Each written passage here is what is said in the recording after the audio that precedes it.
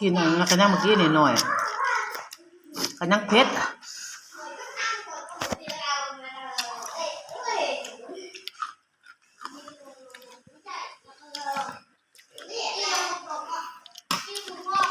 เจ้าสกินน้ำหยังน้ำกะทิหรือน้ำแจ่วหรือน้ำปลา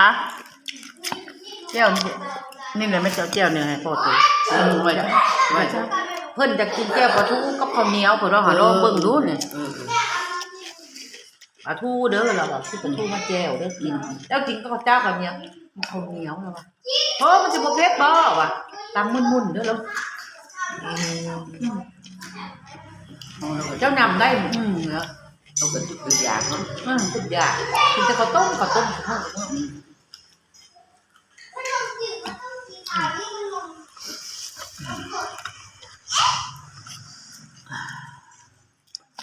หน่อยก็ไม่ได้ถึงว่าผมไปรู้สึกว่ามันต้องคือกันมันต้องมาดีมากเอามันถึงเนี่ยยังบ่จัก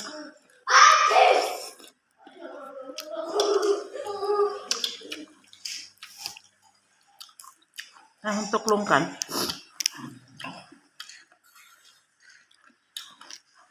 การกีฬาฟุตบอลต้านยาเสพติด2024เกมแรกจะมาจากโรงเรียนบ้านนาขามน้อยแล้วเราก็จะพบกับโรงเรียนทุ่งแมวเป่าแล้วกินไปนะตำรวจคุณตำรวจโอ้ตำรวจรถเอาวิ่งหนีไปไหนอ่ะ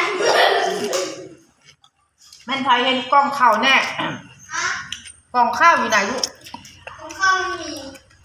เป็นว่าบ้างมากล้องข้าวมาย่ารู้กันเลยนะรู้กันเลยแต่ทอนซะฮะทอนเขาใช้ถังเวท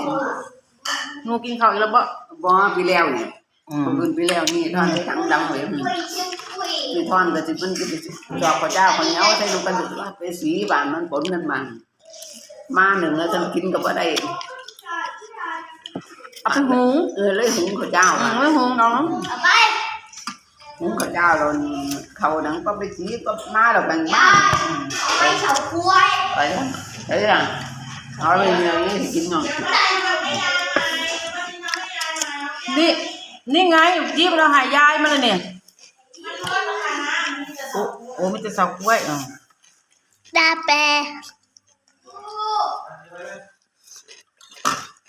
ถ้าเขามาแล้วนมด้วยปี1829ข้าววันนี้กินข้าวอะไร